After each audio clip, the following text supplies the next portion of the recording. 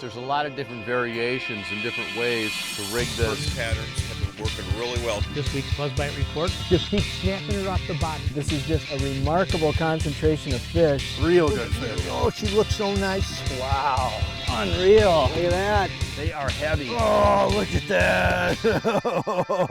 Today we're talking about angling electronics. This is AnglingBuzz TV. I'm Troy Lindner. And I'm Jeremy Smith. You know, the recent advancements in electronics and technology inside the boat has advanced so much in recent years, even the past 2 years with mapping, underwater cameras, trolling motor, and it really has sped up, which is very important, the fish finding process. Oh, no doubt, Troy. I mean, everything from mapping, a tool that you use on your fish finder to find a general location where their fish are going to be at, and then improvements in traditional 2D sonar. We've got Chirp, now that gives us even better detail in a 2D perspective. We want to see what's really down there? Look at it with Mega DI. You can get a good idea of what that 2D sonar is showing you, and that's what I use for truthing a lot of times. And then to sweep large areas, of course, Mega SI side imaging, where you get a good view out to the side of the boat. Now combine that with technology that talks to where your trolling motor and your fish finder talk together, and you can run the boat from your phone, from a remote, any place you're sitting in the boat. I mean, today's technology makes angling just incredible. Yes, it does. So right now, let's take a close look at angling electronics.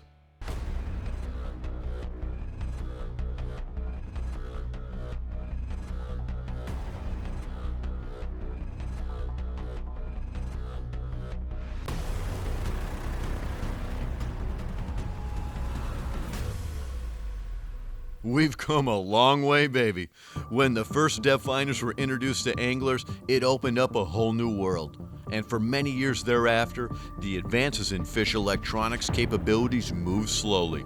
Then, the pace quickened. GPS and electronic maps, followed by underwater cameras. The dizzying array of modern electronics fish-catching features can boggle one's mind. Chirp, mega imaging, HD underwater viewing, HD mapping, and on and on. Today's fish finders are so advanced, not only do they give anglers a better picture of what lurks below, they display images so clear you can literally see the fins of a fish and incredible detail of submerged objects. Major leaps in electronic advancements don't stop with depth finders. Modern trolling motors deploy, steer, and anchor with the touch of a button, or work in conjunction with your fish finder to precisely follow a contour at a specified speed. Bottom line, technology makes finding fish faster and easier than ever, and the path from going from a good angler to a great angler just got a lot shorter. Unbelievable. Unbelievable. Yeah, it really is incredible, all the different tools that we have available regarding electronics. And right now, the beginning of June, fish are pretty much done spawning for the most part, and they're really starting to spread out into the system. What are two of these tools, you know, as far as electronics go, that are utilizing right now to find these fish? Well, for me, it's really side imaging is a really powerful tool. Like you mentioned, Troy, this is a time of transition. We're seeing a lot of fish leaving the shallows and making their way out into deeper water. This is a great time of year to find fish in weeds. Newly developing weeds are just magnets for walleyes, crappies, bass, you name it, everything likes to be there. And side imaging, a technology that you can use to look out to the side of the boat, is really powerful for being able to identify where the best vertical growth is. That's where you're going to find a lot of fish when you find nice, fresh green weed beds. The other thing is, once you find those fish, being able to stay on the fish is really important, and a technology that we have in a lot of trolling motors today is called spot lock. Basically what it is, you push a button, the boat stays anchored in one place. It's an electronic anchor, and it's super easy. So, you know, those are two things that I find myself using all the time this time of year. Yeah, the first time I ever used spot lock, it was like, how did I ever fish without it? It's truly incredible. After this short break, we have a boat rigging segment, as well as the first of our Buzz Bite reports as Angling Buzz continues.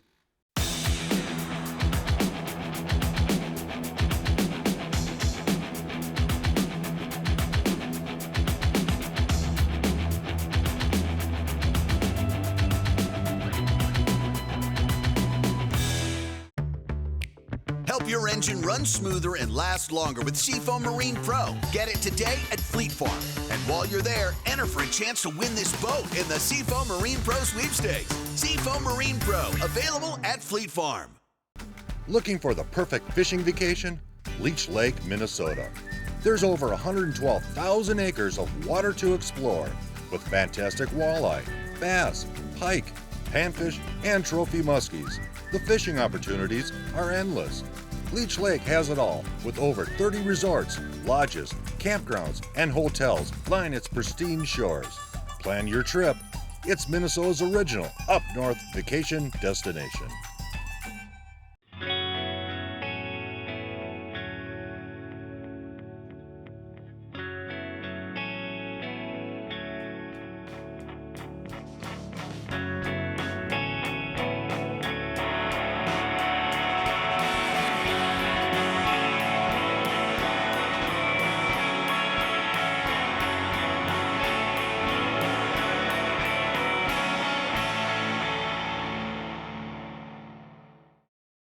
Sportfish Michigan is your #1 source for top charter captains and fishing guides in Michigan.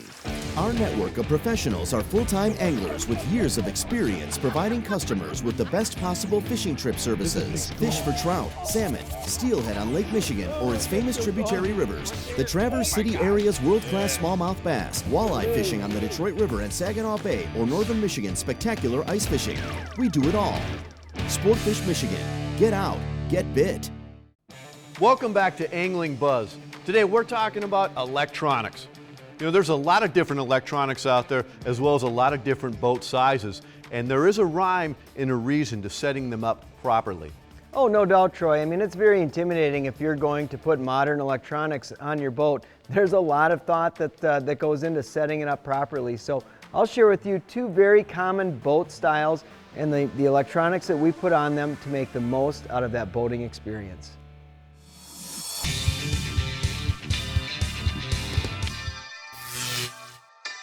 Putting some thought in ahead of time on how you're going to rig out your boat can make a big difference in how it'll fish at the end. I'm going to start with Fishfinders. Now, the way to rig pretty much any boat if you want to be as efficient as possible is to have one unit at the console and another one at the bow.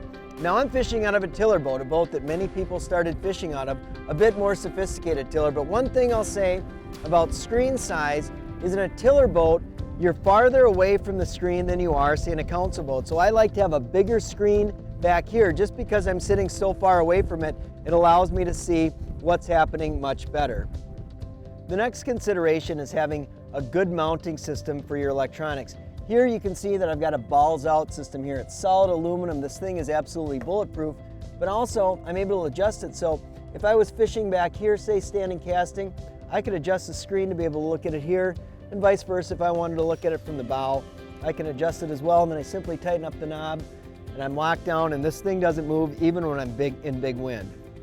Now moving to the back of the boat, transducer placement is critical. Fishing out of a tiller boat like this, I want to have my transducers on the same side as the screen. Conversely, if I was fishing in a wheel boat, I would want to have the transducers on the opposite side. Basically, transducers in line with your console viewing unit.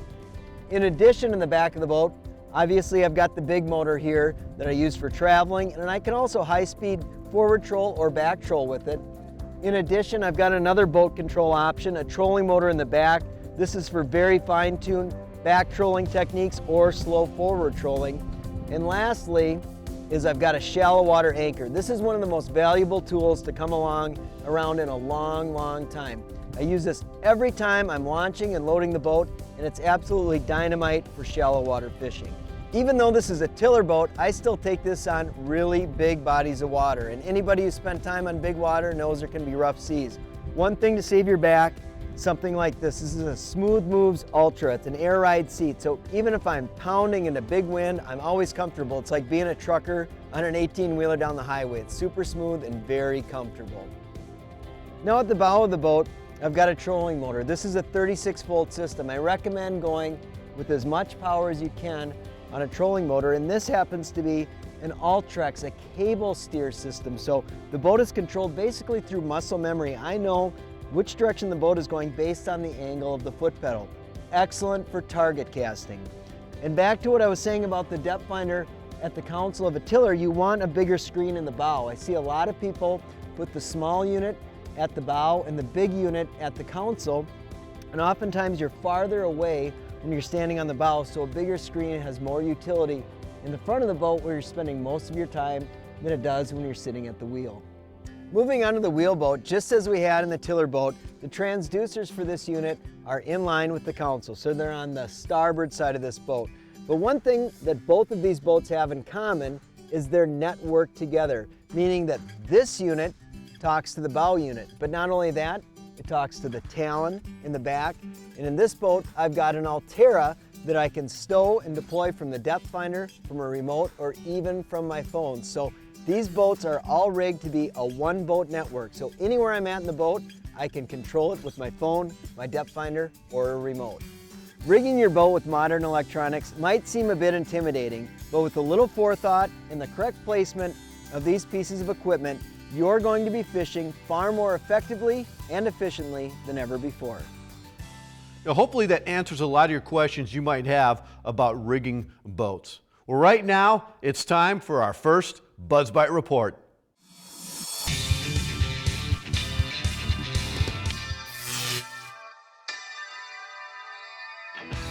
For our first report, let's head up to Lake Vermilion where Billy Rosner has some tips for the first week of muskie season. This time of year, this think's shallow. The fish are coming off their spawn and they're back in these bays. It's shallow too, 2 to 6 feet of water.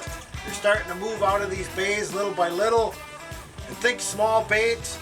I like the 360s, the bigger plastics. I like the Blue Fox bucktails, the Meps, Booker bucktails all work fine. Your smaller spinner baits, your flat sticks, your shad wraps, and your number 18 Rapala. Those are all really great baits for this time of the year. You can even long line troll them in some of these areas, 2 miles an hour and just let out a bunch of line. And these areas also, focus on them in the afternoons when that water temperature starts to spike. These fish get a little more aggressive when that water temperature kicks up in the afternoons. I just like throwing a light rod. This is a 7.3 St. Croix Legend and a 65-pound braid. This is a Daiwa Alexa 300, just a really nice combination for throwing these small baits. Have a great week, and we'll talk to you next time. Thanks, Billy. Now don't go anywhere, because when we come back, we have more Buzz Bite reports to come as Angling Buzz continues.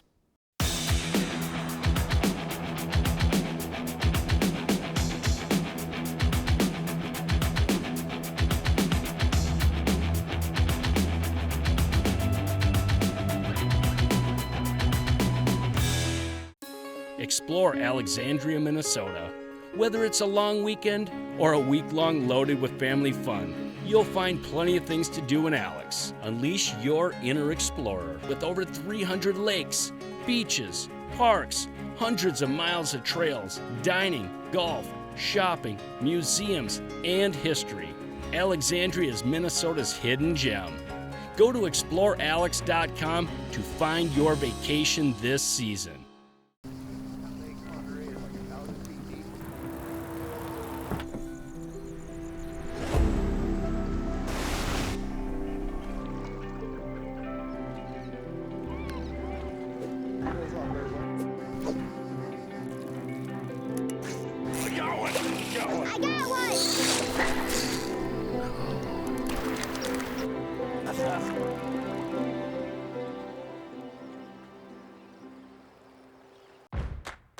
From fishing and hunting to grilling and gardening, Fleet Farm has what dads want for Father's Day. Whether it's fresh fish isn't bought, it's caught season, or it runs in the family season. Fleet Farm has special Father's Day pricing on things like a Smoke Chef wood pellet grill, $279.99. Add a DeWalt Max Drill and Impact Driver combo kit, $70 off our low fleet price. There's a reason people say, if Fleet Farm doesn't have it, you don't need it. Fleet Farm, built for real life. Many things have been said about rough waters, but few things have been said about a smooth ride. The revolutionary Smooth Moves Ultra is a mechanical suspension system that features a 4-spring design and a hydraulic shock, providing the most comfortable and durable ride on the market. Through passion, tenacity, and the right equipment, you can overcome even the roughest waters. Okay, let's do it. Wow, that's a big boy there. Unbelievable. Look at the size of that beast. Welcome back to Angling Buzz. For our next report, we're going to head over to the Red River, where Brad Durek is on an early season cat bite. Spring is finally here up on the Red River. After a major flood season ended, it took a little longer than planned to get everything down to a stable level. But this week, every day has been stable. Water conditions are virtually perfect. Good clarity, temperature right around 58, and it's pretty much stalled out just under 20 feet as far as levels. Flood years always bring on fantastic catfishing on the Red River. Now, as that we're stable for a few days, the bite is continuing to get better each and every day. The fish are out in the channel. They're working the main current seams. Right now it's on the slow side with a little bit of sun, and as the stability goes on, the bite's going to pick up more in the fast water. Either way, for right now, conditions are perfect, the fish are aggressive, and it's just going to continue to get better as the stability of the river conditions go on over the next few weeks. Next up, let's talk to Joe Segura in the Alexandria region of Minnesota. Well, we're still getting some nice walleyes around the area here, especially mornings, evenings, or if the wind's blowing. When it lays down calmer like this though, those walleyes can be tough to get, and they lay tight to the bottom in this clear water. So I like to switch it up, go for some crappies. Great time of year, 62-degree water. Those fish are either going to be tied up in the pencil weeds or suspended out in front of those shallow areas in some deeper water, maybe 20-25 feet of water is where I've been finding them. And there'll be tight schools of fish, and you'll see them on the locator. And those are very active fish, but they are tight. So I don't use the typical bobber setup. I like to be right straight line in by the boat. Everybody in the boat will have a straight line down. And but the tricky part is are they at 5 feet, 10 feet, or 15 feet down? Obviously the guy with the locator knows. And so when I see them at 15 feet, the quickest way to get everybody at that depth is I like to add a bobber stop to everyone's line. And I set that bobber stop at 10, 15 feet, somewhere in there. And then you don't even need to adjust it. So just so they're all the same. That way the guy with the electronics can see that knot on the rod is at the tip of the rod, or it's on the surface of the water, wherever he can adjust it, and then everybody can copy that and be on those fish very quickly. We can put a lot of fish in the boat quick on these tight schools like that. But next time she lays down midday, switch it over to some crappies and have some fun. Now let's get the latest report from Toby Cavalivog on Leech Lake. Leech Lake multi-species mecca is on absolute fire right now. You got your water temps between 55 and low 60s, and the perch, walleye, smallmouth bass, largemouth bass, northern pike, and muskie are all catching fire. I saw muskies caught in the last couple of days on jigs and shiners. They're on the prowl. Shallow water perch areas, typical areas where the muskies might be feeding, is where you want to start. The walleye bite's fantastic too. If it's a sandy spot, probably going on a fish a little bit deeper, 12 to 14 feet. The rocks, shallow water, 4 to 8 feet of water, depending on if it's wind driven or not. Bobbers and leeches, jigs and shiners on the rocks seem to be the key. And in the weedy areas, pitch and jigs or using a bobber and a leech in the same type of format. The sunny days, the weeds seem to be better. The wind and cloudy days, the rocks seem to be better. So that's Leech Lake. It's fantastic. Everything's biting, and I hope to see you up there soon. For the last report of the show, let's go to Captain Ben Wolf in Michigan. It's early June, and we've got some really nice panfish action really heating up on the inland lakes all across the state. These bluegills and some of the crappies are really related to some of that structure. The bluegills are coming up to spawn. On Great Traverse Bay, we have a really good blade bait bite going for ciscos as well as lake trout. And then we're also seeing the first few pushes of king salmon coming up the coast, along into Frankfurt and Manistee. The size of these fish is really impressive, and we're really excited about what happens in the future. We're looking at maybe 30-plus pound fish as being fairly common. I want to thank all of our BuzzBite reporters this week for some awesome reports. Now stay tuned, because when we come back, we have cool products and the technique of the week as Angling Buzz continues.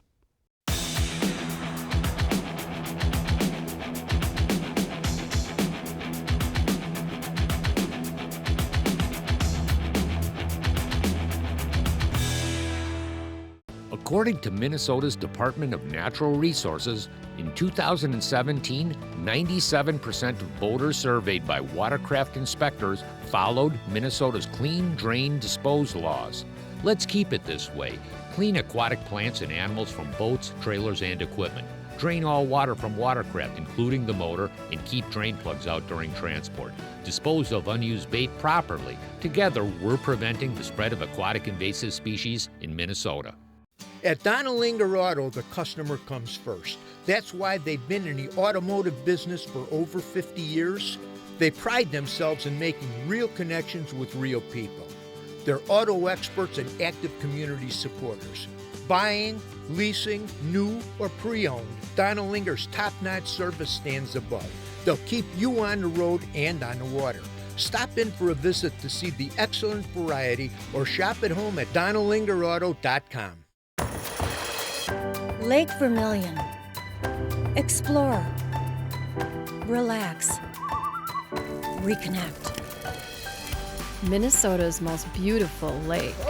Get hooked on our trophy walleye, That's a beauty. bass, My favorite fish. musky fish, That's a beauty there. Things to do?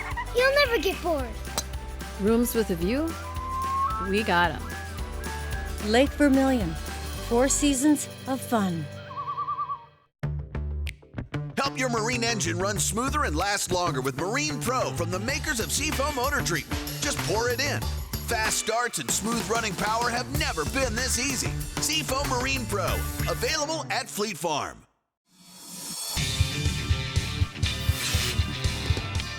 And now it's time for our cool products brought to you by Fleet Farm. We're talking electronics today, and here's some lures when you're structure fishing with your electronics. Jig and Wrap from Rapala, also some vertical jigs from Moonshine Lures, as well as the puppet minnow from Northland Tackle. And also a good vertical bait from Rapala is the Rip and Wrap. A couple different sizes here, a few different color options. And from Northland Tackle, 2 options here. They kind of pair together. First up, the Impulse series here. This happens to be the electric chicken paddle minnow. This is really good. And then also they have a fork tail bait here. This is the smelt minnow. Another great option for putting on the back of jigs, like the RZ jig from Northland Tackle. A little bit heavier head here when you're fishing deeper. Nice bright colors, great for walleye.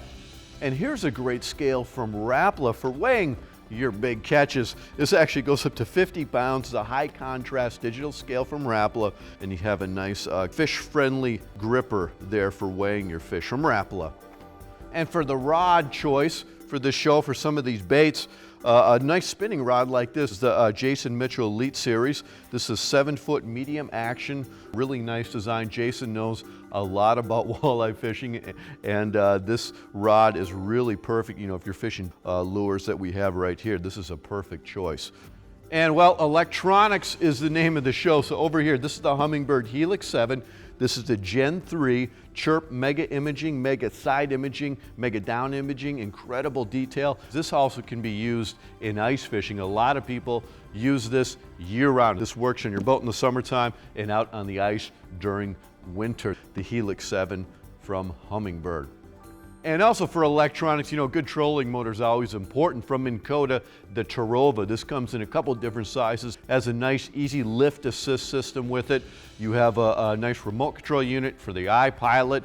For trolling structure, this has a spot lock feature to anchor in place. The Tarova series from Minn Kota.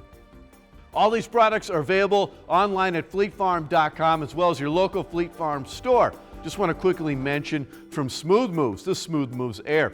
Now this thing swivels 360 degrees. You can adjust the weight. It actually gives you an air ride suspension and adjusts electronically. You can set it just for the right amount for your body weight. A fantastic thing. It's going to save your back. And now it's time for our technique of the week. A really popular question that you see anglers asking other anglers all over the place is where to fish, or maybe more specifically, how do I find a spot to fish on a new lake that I've never been before? So I tell you, for a stab at it, we're gonna go and just pick a lake that I've never been to, dive into the details of the mapping, and see if we can't figure out a milk run of sorts to fish a lake that you've never been to before based on a couple specific conditions. Let's dive in. I've never fished this lake, but when I zoom in, it looks like a train wreck. There's all kinds of stuff going on there, right? There's contours everywhere, huge mix of shallow water, deep water, buoys, rocks, sand. I'm sure there's all kinds of weeds in some of these more shallow areas. Where to start? It's a really common problem, and to be honest, I don't like taking on larger lakes unless I have the time to devote to them. And when I do take them on, I tend to pick a fairly large structural element, something that's pretty obvious, something that's usually pretty famous, something that local anglers are probably already fishing quite a bit. And if I'm looking on this lake, what's the biggest, baddest piece of structure? It's probably this great big, well, looks like a tiny little island, but look at all the twists and turns and points and holes and things inside of it. And then what I do is I take this singular piece of structure and I break it down bit by bit by bit. Now, if we're talking walleyes, wind is always going to be something we need to pay attention to and how we're going to fish. As I look at this right here, I see a shallow rock spine which looks incredible for a west wind. Look at all this access to deep water all around it. Fish can use this area as a funnel and come right up from the depths, and when wind is lapping against this shallow rock, I'm guaranteeing there's going to be an awesome crankbait bite. You could probably pitch jigs and plastics into there too and catch fish. Now, on days where there is wind, but walleyes aren't up shallow, maybe it's a 5, 10, 15 mile an hour wind, not a real gusty one, I would still be looking to these inside turns on this piece of structure like this, pockets where wind is pushing up into and really concentrating bait fish and subsequently walleyes. The other thing I'm going to look at is quick hits.